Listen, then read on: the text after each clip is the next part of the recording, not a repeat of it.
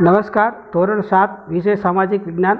પ્રથમ પ્રશ્ન, એના ઉત્તરો જોઈએ. એમાં પહેલું તો ગુજરાતમાં જોવા મળતી આદિવાસી જાતિનો સમાવેશ વિમુક્ત જાતિમાં થતો નથી. બીજું, તેઓ પશુપાલન સાથે સંકળાયેલા છે.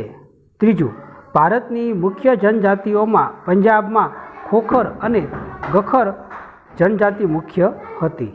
ચોથું, ગઢટંગાના ગૌડ રાજ્યમાં અંદાજે 70,000 ગામડાઓનો સમાવેશ થતો હતો.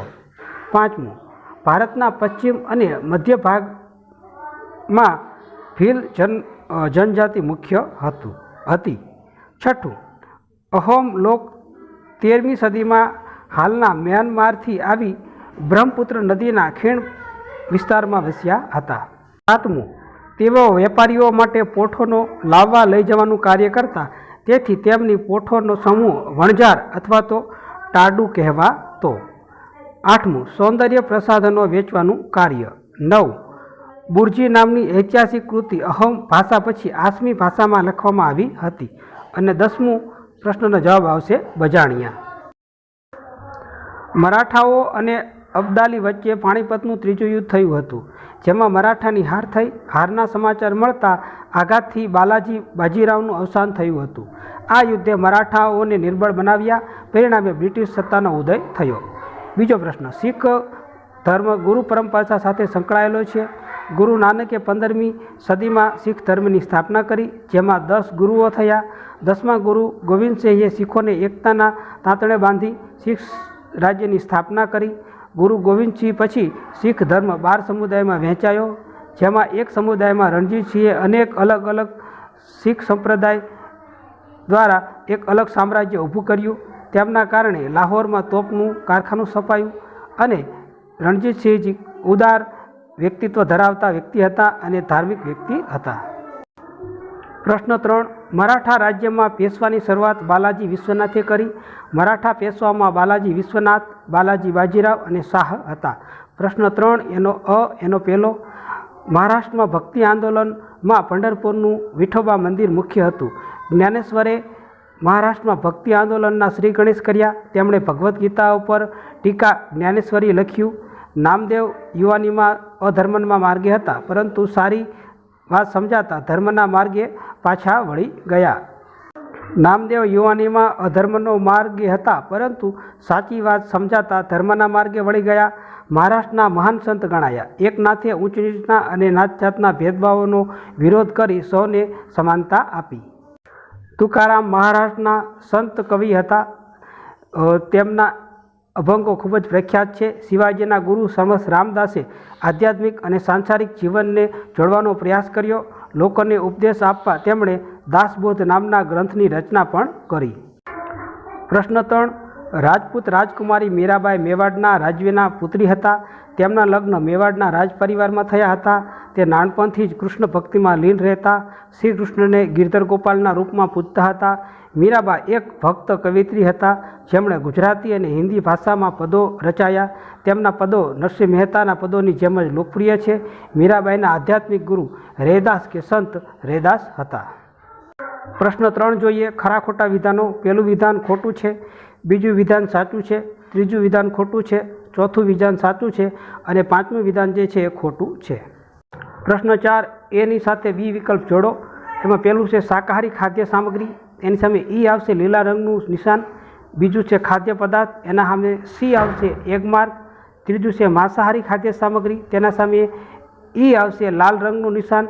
ચોથું છે ઘર સામાન અને વીજળીની વસ્તુઓ, તો એના સામે એ નંબર આવશે ISI માર્ક.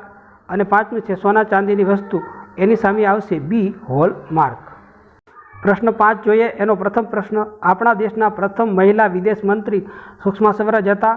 બીજું, ભારતના પ્રથમ મહિલા અવકાશયાત્રી તરીકેનું ગૌરવ કલ્પના ચાવલા ધરાવે છે. ત્રીજું, આપણા દેશના પ્રથમ મહિલા રાષ્ટ્રપતિ શ્રીમતી પ્રતિભાસિંહ પાટીલ રાજસ્થાનના હતા. ચોથું, ભારતના લોખંડી મહિલા આગેવાન તરીકે ઇન્દિરા ગાંધી વિશ્વમાં ઓળખાય છે. પ્રશ્ન 6, એમાં પ્રથમ જાતિ પ્રમાણ. સમગ્ર દેશમાં વસ્તી ગણતરી 2010 વર્ષે કરવામાં આવે છે. બીજું, વસ્તી ગણતરીના આધારે જાતિ પ્રમાણ નક્કી કરવામાં આવે છે.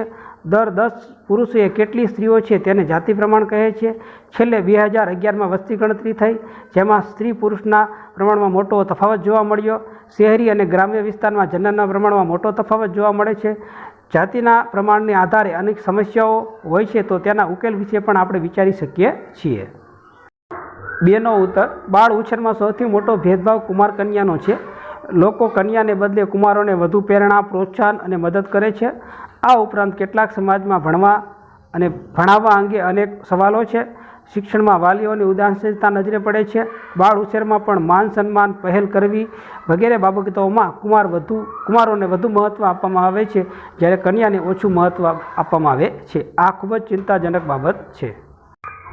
ત્રીજું છે નારી સશક્તિકરણ. આધુનિક સમયમાં પોતાની આગવી ઓળખ ઊભી કરવામાં મહિલાઓએ સફળતા મેળવી છે અથવા તો મહિલાઓ સફળ રહી છે. આધુનિક સમયમાં મહિલાઓ ઘરની સાથે બાળકોની જવાબદારી નિભાવવાની સાથે સાથે આર્થિક ઉપાર્જનમાં પણ સહભાગી બને છે. મહિલાઓ વિવિધ ક્ષેત્રોમાં અનોખી ઓળખ સાથે રમતગમત, ફિલ્મ, મનોરંજન, રાજકારણ, અવકાશ ઉપરાંત વિજ્ઞાન સંશોધનમાં પણ યોગદાન આપી રહી છે. સંરક્ષણ જેવી કપરી કામગીરી કરી અનેક ક્ષેત્રોમાં વિશિષ્ટ સિદ્ધિ હાંસલ કરી છે. પ્રશ્ન 7 એનો પ્રથમ. સંચાર માધ્યમનો ઉપયોગ વિવેકપૂર્ણ રીતે કરવો જોઈએ. માનવ જીવનની સમસ્યાઓના ઉકેલ માટે ધ્યાન કેન્દ્રિત કરી વધુ ચર્ચાઓ થવી જોઈએ. અભ્યાસ કરતા વિદ્યાર્થીઓએ ફોન કે બીજા ઉપકરણોનો જરૂરિયાતપૂર્વક જ ઉપયોગ કરવો જોઈએ. સમય અને શિક્ષણના ભોગે સંચાર માધ્યમોને તજવું જોઈએ. તેના લાભાલાભ જાણી યોગ્ય ઉપયોગ કરવો જોઈએ. ટીવી આજનું સૌથી લોકપ્રિય દ્રશ્ય શ્રાવ્ય સંચાર માધ્યમ છે.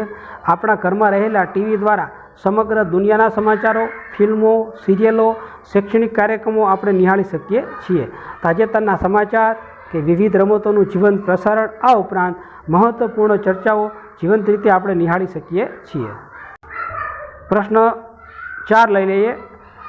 અમે mobile phone, smartphone, TV, cinema, radio, વર્તમાનપત્રો, પુસ્તકો વગેરેનો સંચાર માધ્યમ તરીકે ઉપયોગ કરીએ છીએ. પ્રશ્ન 3 બાકી છે, એ લઈએ. પુસ્તકો જ્ઞાનના ભંડાર છે. પુસ્તકો એક પેઢીનું જ્ઞાન, એના વિચારો, એની સિદ્ધિઓ બીજી પેઢી સુધી પહોંચાડવામાં સફળ રહ્યા છે. પુસ્તકો જ્ઞાન અને માહિતીનો પ્રચાર અને પ્રસાર કરે છે. વર્તમાન સમયમાં ઈ બુકનું ચલણ પણ વધ્યું છે. પ્રશ્ન 8 જોઈ લઈએ. એમાં આગાહી થઈ શકે તેવા હુલ્લડ અને આગાહી ન થઈ શકે તેવા ભૂકંપ, દાવાનળ અને દુષ્કાળને લઈ શકાય. પ્રશ્ન 8બ એનો પ્રથમ પ્રશ્ન જે છે ભૂકંપ, એનો જવાબ જોઈએ તો વર્ગખંડમાં પાટલી નીચે બેસી જવું જોઈએ. વીજળીના થાંભલા અને તારથી દૂર રહો. સારા અને સાચા સમાચારો રેડિયો, ટીવી દ્વારા જાણો. અને ચોથું, બની શકે તો ખુલ્લા મેદાનમાં જવું જોઈએ. બીજા પ્રશ્નનો જોઈએ. એક ધારા વરસાદ કે અતિવૃષ્ટિને પરિણામે વિશાળ ભૂમિ વિસ્તારોનું જળમગ્ન થવું એટલે પૂર. આ માટે નદી એક જવાબદાર કારણ છે. પૂર માટે કુદરતી ઢોળાવને અવગણી કરાયેલ બાંધકામ, કુદરતી જળ નિકાલના માર્ગોમાં અવરોધ માટે જવાબદાર છે. આ ઉપરાંત માનવ સર્જિત કારણોના કારણે પણ પૂર આવે છે. પ્રશ્ન 3 હવામાન સાફ થઈ જાય, પવન બંધ હોય તો પણ ઘરની બહાર ન જશો. અચાનક પવન અને વરસાદ આવી શકે છે. લટકતા ખુલ્લા વાયરથી દૂર રહો. ત્રીજું, બચાવ કાર્યોમાં મદદ કરો પરંતુ અવરોધરૂપ ન બનો. અને ચોથું, તંત્રની સૂચનાઓનું પાલન કરો. અને ચોથો પ્રશ્ન તમારી જાતે તમારે લખવાનો છે. પ્રશ્ન 9 જોઈ લઈએ. એની પહેલી ખાલી જગ્યામાં આફ્રિકા આવશે, બીજી ખાલી જગ્યામાં ઝાસ્કર આવશે, ત્રીજી ખાલી જગ્યામાં બૌદ્ધ આવશે અને ચોથી ખાલી જગ્યામાં બાજરી આવશે. પ્રશ્ન 10 એનો પ્રથમ પ્રશ્ન જોઈએ તો ખનિજ સંસાધનોનો સંબંધ ખૂબ જ જૂનો અને ગાઢ છે. માનવીય વિકાસના તબક્કાઓ ખનિજોના નામ પરથી જ ઓળખાય છે. ઉદાહરણ તરીકે પાષાણ યુગ, તામ્ર યુગ, કાંસ્ય યુગ, લોહ યુગ અને વર્તમાનનો અણુ યુગ. આધુનિક ક્રાંતિ પછી ખનિજોનું મહત્ત્વ ખૂબ જ વધી ગયું છે. બીજું જોઈએ, જમીનના ઉપલા કણોનું ઝડપથી કુદરતી બળો દ્વારા અન્યત્ર સ્થળાંતર થઈ જવું તેને જમીનનું ધોવાણ કહે છે. પડતર જમીનોમાં વૃક્ષો વાવવા જોઈએ. જમીનનું ધોવાણ અટકાવવા શું કરવું જોઈએ તો કે પડતર જમીનોમાં વૃક્ષો વાવવા જોઈએ. જ્યાં ઢોળાવ હોય ત્યાં પગથિયા પદ્ધતિ વાપરવી જોઈએ. આડ બંધ કરવો જોઈએ અને જમીન ચરણ પર નિયંત્રણ કરવું જોઈએ. ત્રીજા પ્રશ્નનો જવાબ જોઈએ. પ્રદૂષણમાં વધારો, વરસાદનું પ્રમાણ ઘટ્યું, દુષ્કાળ, જમીનનું ધોવાણ, નિરાક્ષિત વન્ય પશુઓ અને તેની ઘટતી સંખ્યા, વૈશ્વિક તાપમાનમાં વધારો અને પ્રાકૃતિક સૌંદર્ય નાશ પામવું વગેરે જવાબદાર છે. પ્રશ્ન 11 જોઈએ. એના પ્રશ્નોના ઉત્તર એક એક વાક્યમાં લખવાના છે. ભારતમાં કાશ્મીરી મૂર્ગ જમ્મુ કાશ્મીર અને લદ્દાખ પ્રદેશોમાં જોવા મળે છે. બીજો પ્રશ્નનો જવાબ જોઈએ તો વિશ્વની 8 જાતિઓમાં ભારતમાં બેંગાલ ટાઈગર જાતિનો વાઘ જોવા મળે છે. ત્રીજો પ્રશ્ન, ભારતમાં બતક, કાબર, પોપટ, કબૂતર, ગીધ, સમડી અને ચકલી વગેરે પક્ષીઓ જોવા મળે છે. ચોથું જોઈએ, ભારતમાં ઘુડખર કચ્છના નાના રણમાં જોવા મળે છે. અને પાંચમું, ગુજરાતનું રાજ્ય પક્ષી સુરખાબ છે. તો મિત્રો, આ હતું ધોરણ 7નું સામાજિક વિજ્ઞાનનું પ્રશ્નપત્રનું 80માંથી 80 ગુણનું સોલ્યુશન. આપનો ખૂબ ખૂબ આભાર. ચેનલને લાઇક, શેર અને સબસ્ક્રાઈબ કરવા આપને વિનંતી. Thank you very much.